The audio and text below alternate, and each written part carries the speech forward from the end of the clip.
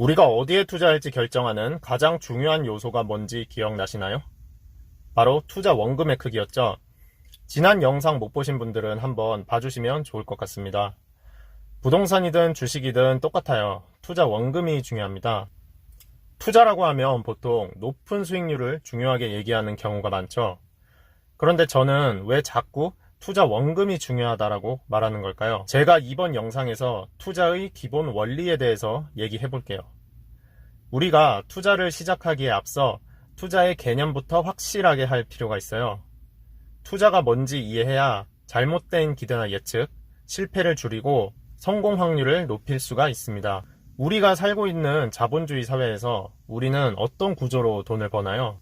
내가 스스로 화폐를 발행하는 권한이 없다면 내가 돈을 번다는 거는 무언가가 내게 돈을 갖다 준다는 거예요. 그 무언가가 무엇이냐에 따라 소득을 나눌 수가 있겠죠.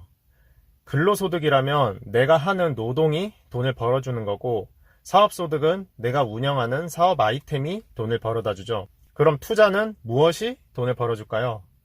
투자는 돈이 돈을 벌어다 주는 겁니다. 결국에 내가 투자를 했다는 거는 내가 투자한 돈에게 가서 야, 가서 돈 벌어와, 이렇게 시킨 거랑 똑같은 거예요. 그 돈이 열심히 일해서 돈을 벌어오는 거예요. 자, 내가 평범한 회사를 다니면서 근로소득을 받고 있어요. 그런데 누가 나에게 와서 야, 너는 왜 월급을 그거밖에 못 받아? 대기업 임원 정도 연봉을 벌어와, 이렇게 말을 해요. 또 제가 테이블을 몇 개 두고 개인 카페를 운영해요. 그런데 누가 저한테 와서 야, 너는 왜 매상이 그거밖에 안 되냐? 옆에 스타벅스 정도 못 벌어?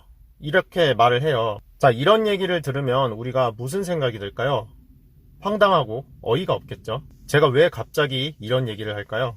아마 눈치가 빠른 분은 짐작하셨겠지만 투자에서도 똑같다는 거예요. 제가 돈을 벌어오라고 시키는 돈은 그 돈이 가진 자기 능력만큼 돈을 벌어오는 거예요. 우리가 소액을 투자해놓고 큰 돈을 벌어오라고 하는 거는 아까 말씀드린 대로 회사원에게 임원 연봉을 바라는 거하고 동네 카페에 스타벅스 매출을 바라는 거하고 다를 게 없는 거예요. 푼돈을 굴리면 푼돈을 벌어오고요.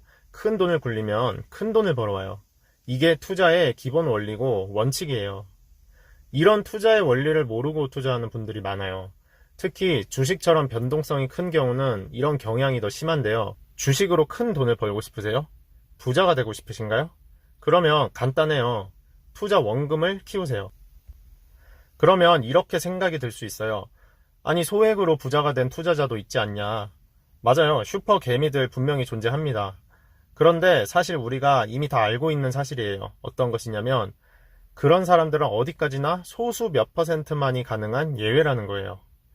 우리가 그런 사람이 될 수 있을 거라는 거는 가능성이 되게 희박하죠. 그리고 그런 거에는 운도 사실 많이 작용을 해요. 그 주목받는 소수의 사람들 뒤에는 고수익을 노리다가 그 리스크를 감당하지 못하고 투자의 뒤안길로 사라진 사람들이 수없이 많다는 사실도 우리는 이미 알고 있는 겁니다. 아까 제가 근로소득을 예로 들은 것에서 내가 근로소득으로 대기업 임원 연봉을 쉽게 벌 수 있어, 이렇게 생각한 회사원분들 혹시 있으실까요? 그게 쉽다고 생각하진 않으시죠?